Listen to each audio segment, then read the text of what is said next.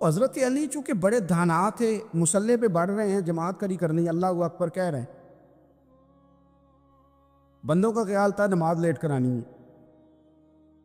نے فٹافٹ حضرت علی سے کہا کہ حضور ذرا وہ جانور تو بتائیے گا کتنے ہیں جو انڈے دیتے ہیں، اور ذرا وہ بھی بتائیے گا جو بچے دیتے ہیں۔ یہ ذرا آپ کتنے کو بندہ جانور گنے، آہستہ آہستہ بندہ شمار کرے، ہو بکری جو ہے وہ بچہ دیتی ہے، مرغی انڈا دیتی ہے، اور گائیں جو ہے وہ بچہ دیتی ہے، اور بطخ جو ہے وہ انڈا دیتی ہے، بندہ تو یہ گننے لگ جائے۔ تو حضرت علی شیر خدا یہاں ہاتھ ہیں، فرمانے لگے گھر جا کے گن لینا، موٹی سی بات بتاتا ہوں، جن جانوروں کے کان باہر ہوتے ہیں وہ بچے دیتے ہیں، جن کے اندر ہوتے ہیں وہ انڈے دیتے ہیں۔ اللہ اکبر، نماز کی نیت باندھ لی، تم گننا گھر جا کے۔ موٹی سی بات بتا دیتا ہوں، وہ صاحب کہتے ہیں میں حضرت علی رضی اللہ تعالیٰ عنہ کو جانے آیا تھا، میں خود بڑا الجھ گیا۔ ہمیں لوگ اشتعال ہی بڑا دلاتے ہیں۔ میرے رسول کریم صلی اللہ علیہ وسلم کا کمال یہ ہے کہ رسول پاک کو کبھی اشتعال نہیں آیا، اور بھائی حضور کو کبھی اشتعال ہے بول کے بتائیے، اشتعال چھوڑ دو، ہم محتاج ہیں نبی پاک کے، ہم نے جو سیکھنا ہے اپنے نبی سے سیکھنا ہے۔ وہ اگر زندگی میں آپ نے اشتعال چھوڑ دیا، بہت سارے لوگ دانا پھینکنے آتے ہیں اور پھینک کے چلے جاتے ہیں، ہم پیچھے سے لڑتے رہتے ہیں۔ اگر آپ اشتعال چھوڑ جائیں، دیکھو حضور کے میلاد پر میں نے کیا بات چھیڑی ہے، بڑی ضروری سمجھی ہے تو چھیڑی ہے۔ نبی پاک کو نا اپنے دادا سے بڑا پیار ہے، بڑا دادا سے، والد سے تو ہوتا ہی ہے، ماں سے تو ہوتا ہی، حضور کو اپنے دادا سے۔ بخاری شریف میں حدیث ہے، جناب ابو سفیان رضی اللہ تعالیٰ عنہ حدیث کے راوی ہیں، فرماتے ہیں کہ جنگ میں حضور کے ساتھ تھا فتح مکہ کے بعد، تو کافروں نے بڑا شدید حملہ سامنے سے کر دیا۔ فرماتے ہیں جب انہوں نے شدید حملہ کیا تو مسلمان تھوڑے پیچھے ہٹے، ارادہ یہ تھا کہ نئی منصوبہ بندی کے ساتھ آگے بڑھیں گے۔ کہتے ہیں میں نے نبی پاک صلی اللہ علیہ وسلم کے گھوڑے کی لگام تھامی ہوئی تھی، صحابہ پیچھے ہٹے پر حضور نہیں پیچھے ہٹے اور آگے بڑھے، تو میں نے کہا یا رسول اللہ سب لوگ پیچھے ہٹ رہے ہیں، ذرا پیچھے ہٹ کے نئی حکمت عملی، نئی تازگی ساکھ کے ساتھ وار کریں گے تاکہ مقابلہ کر سکے۔ تو جنگ کا موقع ہے، جنگ کا وقت ہے، اور حضور وہاں نعرہ کیا لگاتے ہیں، فرمایا پیچھے نہیں ہٹنا، کیوں؟ انا النبی لا کاذب، انا ابن عبد المطلب لا کاذب، فرمایا پیچھے نہیں ہٹنا ہے، ایک تو اس لیے نہیں ہٹنا کہ میں نبی ہوں اور یہ بھی سچ ہے، اور اس لیے بھی پیچھے نہیں ہٹنا کہ میں کوئی معمولی آدمی نہیں، میں عبد المطلب کا پوتا ہوں۔ اب پیچھے ہٹنا، کتنی دلچسپی ہے اپنے دادا کے ساتھ، کتنا پیار ہے۔ ضروری نہیں دادا پی ایچ ڈی ہو تو پھر ہی پیار کیا جائے، یہ بھی ضروری نہیں کہ دادا کروڑ پتی ہو تو پھر بھی پیار کیا جائے، یا دادا پیر ہو، صوفی ہو، عالم ہو تو پھر ہی پیار کیا جائے۔ ماں باپ تو ماں باپ ہی ہوتے ہیں، ماں باپ تو ماں باپ ہوتے ہیں۔ مجھ سے کوئی کہے میں اپنی اماں پہ 6 جلدوں میں کتاب لکھ سکتا ہوں، میں ذمہ داری سے کہہ رہا ہوں، وضو کے ساتھ بیٹھو، اگر کبھی اللہ مجھے موقع دے تو میں کئی جلدوں میں اپنے والد پر کتاب لکھ سکتا ہوں۔ یہ ضروری تو نہیں کہ ماں باپ پڑھے لکھے ہوں تو پھر ہی ان پہ لکھا جا سکتا ہے۔ ماں اگر اپلے بھی تھاپتی ہو نا، اسے الف با تا سا نہ بھی دیکھ کے پڑھنا آتا ہو تو بیٹے سے پیار کتنا کرنا ہے یہ اسے آتا ہوتا ہے، یہ اللہ اسے دیکھ کے بھیجتا ہے، اس کے لیے کسی پی ایچ ڈی کی ضرورت یہ اسے پتہ ہوتا ہے، یہ اللہ تعالیٰ اس کے سینے میں پہلے اتارتا ہے۔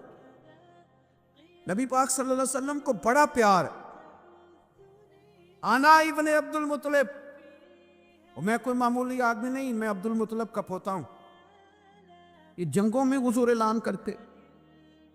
اب دوسری کتاب دیکھی الوفا شریف میں اور شفا شریف میں حدیث ہے، حضرت عمر فاروق راوی فرماتے میں کھڑا تھا، یہودیوں کا ایک بہت بڑا عالم ہے، زید بن دسنا اس کا نام ہے، حضرت بلال حبشی رضی اللہ تعالیٰ عنہ فرماتے ہیں کہ جب کہیں ضرورت پڑتی تھی تو ہم لوگوں سے قرضہ لیتے تھے. وہ ایک دن مجھے کہنے لگا مجھ سے قرضہ لے لیا کرو، میرے پاس پیسے پڑے ہوتے ہیں. میں نے اس سے قرضہ لے لیا نبی پاک صلی اللہ علیہ وسلم کے مہمانوں کے لیے، کیونکہ میری ذمہ داری تھی مہمانوں کی دیکھ بھال. آپ فرماتے ہیں کہ ابھی اس کے حضرت عمر فرماتے ہیں کہ وعدے میں 3 دن باقی تھے، میں حضور کے ساتھ تھا. وہ عالم تھا یہودیوں کا، تورات جانتا تھا. تو چوک میں اس نے کھڑا کر لیا اور کھڑا کر کے کہنے لگا نبی کریم صلی اللہ علیہ وسلم سے کہ میرے پیسے دے. تو حضور صلی اللہ علیہ وسلم نے فرمایا کہ ابھی تو 3 دن باقی ہیں وعدے میں، انشاءاللہ وعدے پہ دے دیں گے. میں نے جو مضمون چھیڑا ہے وہ میں نے مکمل کرنا ہے، آپ میری بات پہ توجہ کرنا. میں کہہ چکا ہوں کہ حضور کو دادا سے بڑا ہی پیار ہے. اب وہ یہودیوں کا عالم کیا کہتا ہے نبی پاک کو، تانا کس طرح دیتا ہے، معاذ اللہ ثم معاذ اللہ، نقل کفر نہ باشا. جب حضور نے کہا نا ابھی 3 دن باقی ہیں تو کہنے لگا جی معاذ اللہ ثم معاذ اللہ، پھر معاذ اللہ، گرور دفعہ معاذ اللہ. کہنے لگا جی عبد المطلب کی اولاد کا طریقہ یہ ہے، پیسے لے لیتے ہیں پھر واپس نہیں کرتے. ہے نا اشتعال والی بات. یعنی ویسے ہی آپ کسی کو کہیں کہ تیرے دادے کی اولاد ساری کا طریقہ ہی وہ گرم ہو جائے گا. اور اگر یہ کہہ دیا جائے اس ذات کے بارے میں جس سے آپ پیار بھی عشق کی حد تک کرتے ہو، تو اب تھپڑ تو بنتے ہیں نا 4، اب ڈنڈا تو بنتا ہے نا. لیکن میرے نبی پاک اشتعال میں نہیں آتے تھے، مزاج نہیں تھا رسول کریم. نبی کریم صلی اللہ تعالی علیہ وسلم نے اتنی بڑی بات کر دی کہ حضرت عمر کہتا میں نے یوں کر کے تلوار پہ ہاتھ رکھا، نکال لی نیام سے باہر، گردن اڑاؤں گا اس گستاخ. رسول کریم نے فرمایا عمر یہ تو کیا کر رہا ہے، تیرے تو ذمہ یہ تھا کہ تو اسے نرمی کا کہتا اور مجھے پیسے دینے کا کہتا.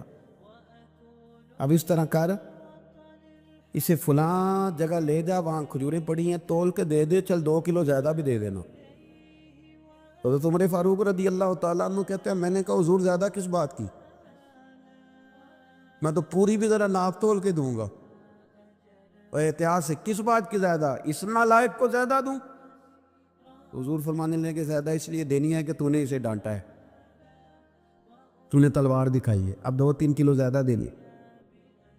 حضرت عمر کہتے ہیں میں لے گیا اور میں نے 2-3 کلو کھجوریں زیادہ دی، پر وہ میرے اندر جو اس کے بارے میں کوفت تھی وہ جاتی نہیں تھی. میرا دل کرتا تھا کاٹ ڈالوں اسے. اور جب میں نے دے لی نا تو میرے قریب آیا، میرے گھٹنے پہ ہاتھ رکھا.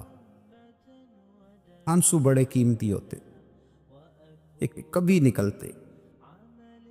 کہتے ہیں جب میرے گھٹنے پہ اس نے ہاتھ رکھا تو وہ یہودیوں کا عالم رو پڑا. کہنے لگا عمر تیرا کیا خیال ہے کہ میں بلا وجہ یہ میں نے بات کر دی؟ کہا نہیں، تو روتا کیوں ہے، پہلے بے ادبی کرتا اب روتا ہے. تو کہنے لگا عمر میں کوئی معمولی آدمی نہیں، میں پڑھا لکھا بندہ ہوں، معمولی ہوتا تو جلدی مان جاتا. میں تورات کا، انجیل کا، زبور کا عالم ہوں. میں نے آخری نبی کی ساری صفتیں اپنی کتابوں میں پڑھی ہیں، میں نے ساری باتیں چھپ چھپ کے نبی پاک میں دیکھ لی تھی. ایک بات میں نے حضور کی آزمانی تھی ابھی، وہ یہ تھا کہ نبی پاک کے سامنے جتنی بھی جہالت کرو گے نا، اللہ کے رسول کا حلم اس پر غالب آ جائے گا، حضور کا صبر اس پر غالب آئے گا. میں نے نا آج وہ آزمانا تھا، اور میں نے نا سازش کر کے بلال کو پیسے دیے تھے، اور میں نے سازش کر کے 3 دن پہلے مانگے تھے. پر عمر تجھے مبارک ہو، میں نے تو آزما کے مانا ہے، تو بغیر آزمائے محمد عربی کا غلام بن گیا ہے. اب لے جا، مجھے معافی بھی دلا، اور نبی پاک صلی اللہ علیہ وسلم کی غلامی بھی میرے لیے، اس سند پہ بھی تو میرے ساتھ شامل ہو. زندگی میں اشتعال نہ اپنے آپ کو آنے دے. لوگ دنیا میں باتیں کرنے آئے ہیں، اور باتیں کرنے والے رہ جایا کرتے. باتیں کرنے والے، میری بات کی سمجھ آ رہی ہے، اور کام کرنے والے وہ کر جاتے. اگر آپ باتوں پہ آپ وقت گزاریں گے تو رہ گئے اشتعال. وکیلوں کو بھی یہاں اشتعال آتا ہے, یہاں ڈاکٹروں کو بھی اشتعال آتا ہے, یہاں فلانے کو بھی اشتعال آتا ہے, یہاں بھئی آپ کس چکر میں پڑ گئے؟ اگر آپ کو اشتعال ہی آنا ہے, آپ دیکھیں نا اہل طائف نے نبی پاک کے ساتھ کیا کیا. تاریخ میں نا کچھ الفاظ ایسے ہیں جو پڑھے نہیں جاتے. جب انہوں نے کہا کہ معاذ اللہ آپ نبی ہیں جو دروازہ دروازہ گھوم رہے ہیں, آپ نبی ہیں جن کے ساتھ لشکر ہی کوئی نہیں, پیسے ہی کوئی نہیں, آپ ہیں, اتنے سخت جملے, پھر پتھر بھی مارے. اشتعال تو 1.5 منٹ میں آ جاتا بندے کو, اور ہمارے ہاں تو رہ بھی صرف اشتعال ہی گیا ہے, صرف اشتعال ہی ہے. جس کو دیکھو اسے اشتعال ہے, ادھر بھی لڑائی, ادھر بھی دنگا, ادھر بھی فساد. بھئی آپ چھوڑیں. رسول کریم علیہ الصلوۃ والسلام کو حضرت زید بن حارثہ نے کہا حضور دعا کریں یہ تباہ ہو جائے. نبی پاک نے فرمایا, لفظ حدیث کے فرمایا لم ابعث لعانا, فرمایا میں کو تانے دینے والا بن کے آیا ہوں, میں کو وہ ہوں جو تانا زنی کروں گا, بد دعا دوں گا انہیں. فرمایا انما بعثت ہادیا و رحمہ, فرمایا میں تو رحمت بن کے آیا ہوں اور لوگوں کو ہدایت کا راستہ دکھانے کے لیے آیا ہوں.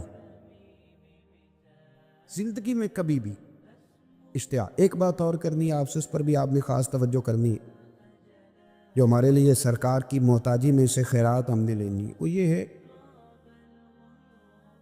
نبی پاک صلی اللہ علیہ وسلم کو نا قرآن مجید نے حریص کہا. اللہ اکبر. یہاں شاید آپ مجھے کہہ دیں تو میں ناراض ہو جاؤں, لیکن قرآن نے کہا حریص علیکم بالمؤمنین رؤوف الرحیم. اللہ کرے کہ ہم قرآن کے الفاظ پر غور کریں. حریص علیکم, اے میرے محبوب کے غلاموں, نبی پاک صلی اللہ علیہ وسلم نا تم پر حریص ہیں, یعنی تمہاری بھلائی چاہنے میں جلدی کرتے, تمہاری بھلائی چاہنے میں. یہ ایسے الفاظ ہیں کہ اس سے بڑھ کر میں ان کا معنی نہیں کر سکتا. اگرچہ علماء تفسیر نے حریص علیکم کے کئی معنی بیان فرمایا محبوب کو جلدی ہے. بیٹا بھی اماں سے کہتا ہے اماں آہستہ آہستہ ہی میری ترقی ہوگی نا. اب مرید بھی پیر صاحب سے کہتا ہے حضرت صاحب ہوں میں شروع کرتے لئیے سویرے اٹھتے پہنا تے اے میں ہولی ہولی کر کے داڑھی. مجھے تو خیر بہت سارے کہتے ہیں, اس لیے ایک میرے سنگی ہیں اللہ تعالیٰ انہیں جزائے خیر دے, وہ جنوبی پنجاب سے ہیں تو وہ سرائکی ہیں. اب ہمیں اللہ نے یہ اعزاز دیا ہوتا ہے کہ ہمارے پاس ہر زبان کا بندہ ہوتا ہے, اس لیے کئی دفعہ اپنی زبان بھی گڈمڈ ہو جاتی ہے, کیونکہ سب سے بات کرنی ہوتی ہے نا جی. تو مجھے کہنے لگے ایک دن فون کر کے پیر صاحب مبارک ہو گئے. میں نے کہا جی خیر مبارک, کیا ہوا؟ کہ میں ان چھوٹی چھوٹی داڑھی رکھ لئی اللہ دے فضل نہ.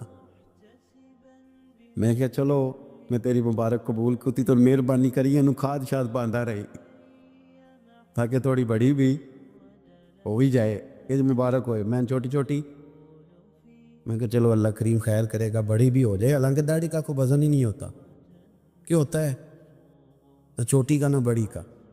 اللہ سمجھنے کی توفیق عطا فرمائے. بار کہ جو بات عرض کرنی ہے اس کی طرف آتا ہوں آپ حضرات سے. حریص علیکم, بھئی ہر بندہ کہتا ہے میں آہستہ آہستہ چلوں گا, لیکن نبی پاک صلی اللہ تعالی علیہ وسلم نے شوق رکھتے میری امت کو جلدی سے خیر ملے, جلدی سے. آپ دیکھیں نا ہم نے نا اصل میں سنی تقریریں, سنانے والوں نے سنا دیں, بس وہ ٹھیک ہے ایک نظام ہے, لیکن کبھی کبھی نا ہم الجھ جاتے ہیں, اڑ جاتے ہیں کہ یار ایسے بھی ہوتا ہے. نبی پاک جلدی کرتے ہیں اپنی امت کو خیر دینے میں, جلدی. حضرت ابو ہریرہ نے حافظہ مانگا تو فٹافٹ دیا حضور.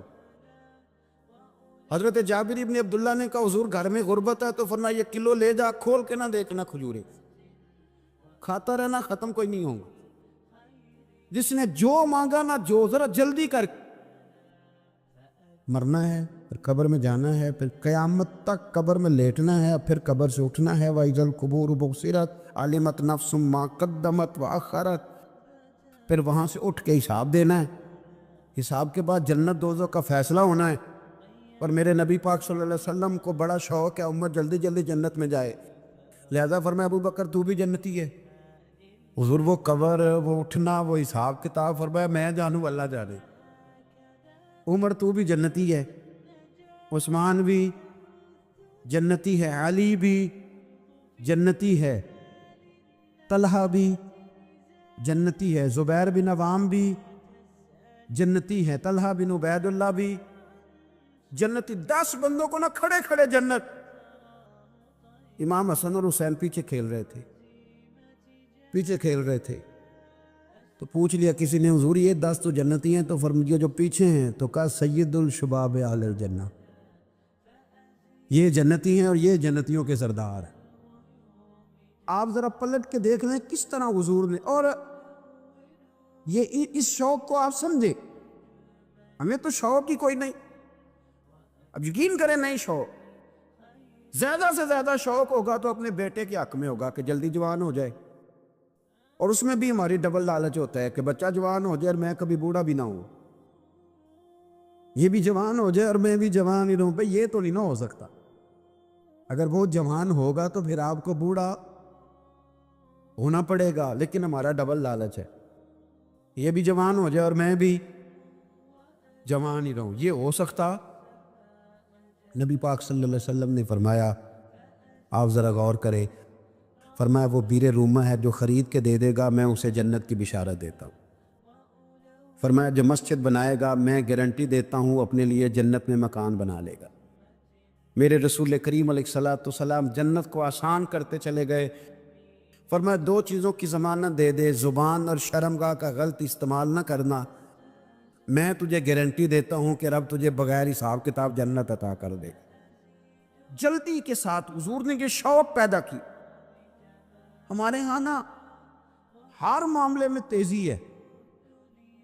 امیر راتوں رات ہونا ہے، حسین راتوں رات ہونا ہے، اور بادشاہ بھی نیک ذرا آہستہ آہستہ ہو کے کرنا ہے. آہستہ آہستہ آہستہ آہستہ. اور تم ہر بلے مسیطیں بہ رہے ہیں تو اور کتے بھئی جی. بھئی مسجد اللہ کا گھر ہے، تیرے گھر بیٹھتے تو 2-3 زیادہ بیٹھتے، تو نے کہنا تھا کوئی اور کام بھی کریا کر. اللہ کے گھر بیٹھے ہیں تو یہاں بھی تجھے اعتراض ہے. کدھر جا کے بیٹھے، کدھر بیٹھے جا کے. ہمارا ایک پیر بھائی تھا، اللہ اکبر، تو حضرت صاحب کے پاس آ کے نا کسی نے شکایت لگائی اس کی کہ اس کے گھر والے کہتے ہیں دیار والے پیران کو لے بیٹھا رہنا ہے. تو سب ہنستا ہے. فرمان لگے ایک بار پھر گل کری. کہتا جو کہتے ہیں ہر وقت پیروں کے پاس بیٹھ رہتا ہے. فرمایا یار بڑا مزہ ہے، ایک بار پھر کری. تو وہ جب حضرت صاحب کو مزہ آتا تھا تو ہمیں مفت میں آنا شروع ہو جاتا تھا. تو یہ تو بڑی بات ہے نا جی کہ کوئی کسی اللہ والے کے پاس بیٹھتا ہے. میری بات کو سمجھ لیں. جلدی کرتے رسول کریم، ہمیں بھی تھوڑی جلدی کرنی چاہیے نبی پاک کا غلام بننے. صحابہ نے بڑی جلدی کی. آپ یقین کریں 1 منٹ بھی دائیں بائیں نہیں. بس آج حکم آیا، آج ختم، آج ہی عمل ہوگا، کل پرسوں ترسوں کی بات کوئی نہیں. ساری دنیا جاتی ہے نا مدینہ شریف اور جا کے دیکھتی ہے مسجد قبلتین، 2 قبلوں والی مسجد. یار بڑا مشکل کام ہے، بڑا مشکل کام ہے. لوگ کہتے ہیں پہلا تسی انجاندے سو، اب یہ کہنا شروع کر دیے بڑا مشکل کام ہے. حضور نے 4 رکعتوں والی نماز 2 ادھر منہ کر کے پڑھائی اور پھر 2 رکھتے. اور یار مشکل ہے کام، بڑا مشکل. یہاں تو میرے بھائی پگڑی کا سٹائل بدل ناراض ہو جاتے. اور میرے رسول کریم صلی اللہ علیہ وسلم نے کعبے کا رخ ہی پھیر لیا تو سلام کے بعد صحابہ نے سوال نہیں کیا. کسی نے پوچھا کل تم نے 2 ادھر پڑھی تھی آج ادھر پڑھی، انہوں نے کہا ہم نے قبلہ نہیں دیکھا، ہم نے تو یہ دیکھا امام کدھر جا رہا ہے. حاجیو آؤ شہنشاہ کا روضہ دیکھو، کعبہ تو دیکھ چکے اب کعبے کا بھی کعبہ دیکھو. جلدی کرے، وقت بڑا تھوڑا ہے. امام بیہقی کی روایت لائے ہیں، محبوب پاک نے فرمایا میرے امتی نے کسی ذمی کافر کے ساتھ اگر زیادتی کی، وہ ٹیکس دیتا تھا، جزیہ دیتا تھا، ذمی کافر تھا، اور میرے امتی نے اگر اس کے ساتھ زیادتی کی تو نبی پاک صلی اللہ علیہ وسلم فرماتے ہیں میں قیامت کے دن اس کافر کے ساتھ مل کر اپنے امتی پر اللہ کی بارگاہ میں مقدمہ دائر کروں گا، میں خود مقدمہ دائر کروں۔ آپ کب بولیں گے؟ ابھی بھی وقت نہیں ہے آپ کے بولنے کا۔ میری تو دعوت یہ ہے کہ ہر سیاسی جماعت ریزائن کرے کہ ہم اس ملک میں سیاست نہیں کریں گے، مذہبی جماعتیں تبلیغ کرنا بند کر دیں، پیران اعظام قدی نشینیاں چھوڑ کے باہر نکلے، یہ جو ہر چوک اور ہر چوراہے میں لوگ نصیحتوں کا بازار گرم کر کے کھڑے ہیں، یہ چھوڑ دیں۔ کیا اثر ہے تمہاری تبلیغوں کا؟ کیا مل رہا ہے قوم کو؟ تمہاری گدیاں کیا تزکیہ نفس کر رہی ہیں؟ اور ہر اس آدمی پہ مقدمہ ہونا چاہیے جس کے موبائل میں گندی فوٹو ہے۔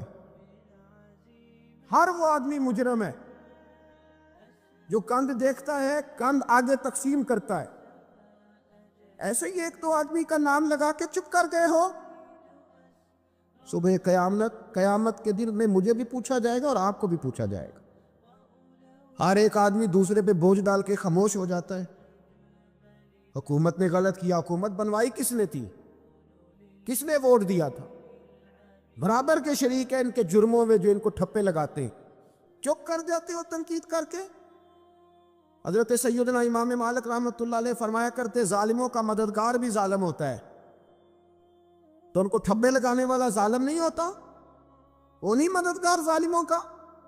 ابھی تک لوگ کہہ رہے ہیں مولانا آپ سخت جملے کہتے ہیں، آپ سخت جملے کہتے ہیں، آپ بچیں۔ میں نے کہا تمہیں پتہ نہیں نا، تمہیں خبر نہیں، تم اس زیادتی کا شکار نہیں ہو، تمہیں کیا پتا۔ میرے ایک چچا کا بیٹا تھا، اکلوتا تھا، وہ رستے میں جاتے ہوئے کسی کی گولی کا شکار ہو گیا۔ میں تھانے گیا پرچہ کٹوانے، طالب علمی کا زمانہ تھا۔ جب میں گھر سے نکلا تھا تو میری جیب میں 2 روپے تھے۔ میرے تو ابا جی بڑی دیر پہلے انتقال کر گئے۔ چچا کی یہ حالت تھی کہ وہ بیچارے اٹھنے کے قابل نہیں رہے، ایک بیٹا تھا۔ اور میں جب تھانے گیا تو میں نے پرچہ کاٹنے والے سے کہا کہ قتل ہو گیا ہے، پرچہ کٹوانا ہے۔ اور ڈاکٹر یہ کہتا ہے، ڈاکٹر یہ مسیحا بنے پھرتے ہیں قوم کے، وہ کہتا ہے لاش کو ادھر رکھو اور پہلے پرچہ کٹوا کے لاؤ، پھر پوسٹ مارٹم کریں گے۔ اس نے بھی ایک ٹیلی فون کرنا گوارا نہیں کیا۔ یہ سارے ظالم ہیں الا ماشاء، یہ سب کٹہروں میں آئیں گے، ان سب کو حساب دینا۔ ان کی گودوں میں بیٹھنے والے مولوی اور پیر سب سے پہلے وہ لٹکائے جائے گے، سب سے پہلا نمبر ان کا ہے۔ میں نے جا کے کہا پرچہ کہ پہلے پرچہ کٹواؤ پھر پوسٹ مارٹم سے۔ میں نے کہا پرچہ، تو پولیس والا مجھے کہنے لگا ایک پینسلوں کا ڈبہ لاؤ۔ یہ نمائندے ہیں ہمارے، یہ ہماری حفاظت کرنے پہ، یہ تمہارے لیے تم نے خود اپنے لیے پولیس بنائی ہے۔ زینب کا چچا کہتا ہے جب میں تھانے گیا تھا پرچہ کٹوانے، مجھے پولیس والے کہتے تھے اگر مالٹے ٹھنڈے ملتے ہیں تو لے کے آ۔ اور زینب کا چچا کہتا ہے کہ وہ مجھے کہتے تھے کہ جا نیسلے کی 2 بوتلیں لا، پانی پینا ہے۔ اس ملک پہ بسنے والوں کا کوئی وارث نہیں، کوئی نہیں ان کا والی وارث۔ اور کہتا ہے کوڑے میں پڑی لپٹی ہوئی خون سے لاش، اور مجھے پولیس والے کہتے ہیں فلانے نے لاش ڈھونڈیا، اسے تو پہلے 10,000 دے لے۔ میں ظالم ہوں، آپ ظالم ہیں جنہوں نے ان ظالموں کو اپنا سپہ سالار بنایا۔ تیاری کر رہو اللہ کے حضور۔ میں نے پوچھا رب کریم سے مولا تو بتانا رزلٹ کب نکلے گا؟ تو رب کریم نے فرمایا دنیا تو غافل ہو سکتی ہے، وَلَا تَحْسَبَنَّ اللَّهَ غَافِلًا عَمَّا يَعْمَلُ الظَّالِمُونَ۔ کر جا کے سورۃ ابراہیم کی آیت نمبر 42 پڑھو۔ رب فرماتا ہے اللہ غافل نہیں ہے ان لوگوں سے جو دنیا میں ظلم کر رہے ہیں۔ اللہ ظالموں کے کاموں سے غافل ہے تو پھر مولا رزلٹ کیا ہے؟ فرمایا انما یؤخرہم لیوم، اللہ نے ایک دن کے لیے یہ فیصلے رکھے ہوئے۔ رب روز عدالت نہیں لگائے گا، اللہ نے ایک دن رکھا ہوا۔ तशखसु फीहिल अबसार, फरमाया मैं जालिमों को इस तरह लटकाऊंगा कि लोगों की आंखें खुली की खुली रह जाएं। मैं जालिम को रब करीम फरमाता है मुझे कोई गाफिल ना समझे, वक्त आने वाला है, वक्त आने वाला है। हजरत वहाब इब्न मुनब्बी रहमतुल्लाह ताला अलैह फरमाते, आप फरमाते बनी इसराइल के अंदर एक बादशाह बड़ा जालिम था। उसने महल तामीर करना शुरू कर लिया। महल बन रहा है, महल के बीच एक झोंपड़ी आ गई, कुटिया एक बूढ़ी औरत की। तो बादशाह ने उस बीबी से कहा कि ये कुटिया, ये झोंपड़ी दे दो, मेरे महल का नक्शा खराब होता है। बूढ़ी कहने लगी मैं बेवा भी हूं, बे औलाद भी हूं। जब मैं ब्याह के यहां आई थी तो मेरे अब्बा ने कहा था बेटी तेरा जनाजा निकलना चाहिए, तो चलो मैं पका हुआ फल हूं, थोड़ा वक्त रह गया है, मर जाऊंगी तो तुम्हारा ही है, मेरा कौन सा कुबाली वारस है। चलो जिंदगी की जो सांसें रह गई हैं मुझे यहां गुजार लेने दो। तवज्जो है ना मेरे अजीजों की, मुझे यहां गुजार लेने दो। पूरी मिन्नत करने लगी। बादशाह ने कहा नहीं नहीं, तू पैसे ले और हमें खाली करके दे झोंपड़ी। बादशाह ने इसरार किया तो पूरी कहने लगी नहीं मैं नहीं दूंगी। वो अपने घर के अंदर बैठ गई। यूं समझ लीजिए कि बिल्डोजर तैयार करके छुपा दिया गया। 2 4 5 सिपाही खड़े कर दिए कि बूढ़ी ने कुछ सारी जिंदगी घर में तो नहीं ना बैठना, निकलना तो है ना बाहर। जब निकले ना तो फौरन इसका मकान गिरा दो, 2 4 5 10 मिस्त्री इकट्ठे लगाओ, दीवार बना दो। इस तरह कब्जे होते। बूढ़ी कुछ देर तो चिमटी रही घर के साथ, फिर उसको निकलना भी था। जब उसने समझा कि अमन हो गया है, फिर वो बूढ़ी बाहर निकली। और जब वो गई ना, जब वो गई बाहर, चंद घंटों के बाद वापस आई तो झोंपड़ी घिरी हुई थी। घर की छत के तिनके हवाओं के साथ बिखरे हुए थे। नया मकान बन गया। वहाब इब्न मुनब्बी अलैहि रहमा फरमाते उस बीबी ने जो दुआ मांगी तो अर्श फर्श हिलने लगे, जमीन कांपने लगी। उस बीबी ने लफ्ज पता क्या अदा किए? कहने लगी ए अल्लाह, मैं तो मौजूद नहीं थी, तू बता दूं कहां था। अल्लाह मैं तो नहीं थी। ज़ैनब की अम्मा भी पूछती है अल्लाह मैं तो नहीं थी, तू तो मौजूद था ना। तो अर्श का मालिक कहता मैं हिला दूंगा। ज़रा इन उलमा को, मशाइख को, इन अरबाब इक़्तिदार को देख लेने दो, मेरी ढील है, मैं इन्हें हिला दूंगा। कहती अल्लाह मैं तो नहीं थी, तू कहाँ था, तू बता। आप कहते हैं फरमाया जिब्रील दौड़ के जा, दौड़। अल्लाह हुक्म क्या है? फरमाया पलट दे इस बस्ती को, तबाह कर दे उन लोगों को जो जुल्म पर चुप रहते, उन्हें तबाह कर दे। दुनिया में कतील उससे मुनाफिक नहीं कोई, दुनिया में कतील उससे मुनाफिक नहीं कोई जो जुल्म तो सहता है बगावत नहीं करता। उसका मुनाफिक नहीं कोई। मुनाफिक बन के जीना बंद कर दो, अब मोमिन बन के जीना सीखो। इन जालिमों के खिलाफ बोलो। मेरे अजीज कहते तबाह कर दो बस्ती को। बस्ती उलटती, घर तबाह हो गए।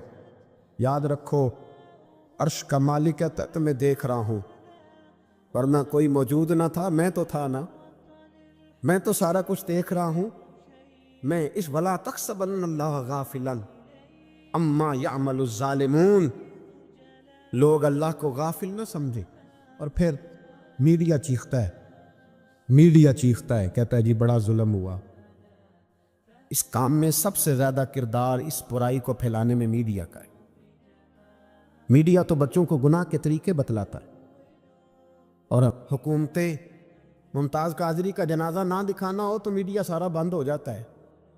फैज़ाबाद धरने का जुल्म ना दिखाना हो तो मीडिया सारा बंद हो जाता है। तो गंद अगर दिखाना बंद रोकना चाहे तो गंद रुक सकता है कि नहीं रुक सकता? ये पाबंदी, ये टेक्निकली ज़माना है। अगर ये बंद करना चाहे, ठीक है, अगर ये बंद करना चाहे तो हर चीज़ अपनी जगह पे बंद हो सकती है कि नहीं? बोले। लेकिन ہم تو روئیں گے نا، فیس بک پہ تصویر لگائیں گے زینب کے ساتھ ظلم ہوا، تو تیری تو امام والی دکان پہ گندی فوٹو لگی ہوئی ہے، تیرے تو موبائل میں سارا گند ہے۔ اس گند کی ترویج و اشاعت میں تو میں اور آپ شامل ہوتے جا رہے ہیں، گند تو پرموٹ ہو رہا ہے، اسی سے تو لوگوں کے جذبات ابھرتے ہیں۔ ابا جی کہتے ہیں مجھے اعتبار ہے، مجھے اعتبار ہے بیٹی پہ۔ یہ کیا تماشا ہوا اعتبار کا؟ یہ کیا بات ہوئی؟ اعتبار کس کو کہتے ہیں؟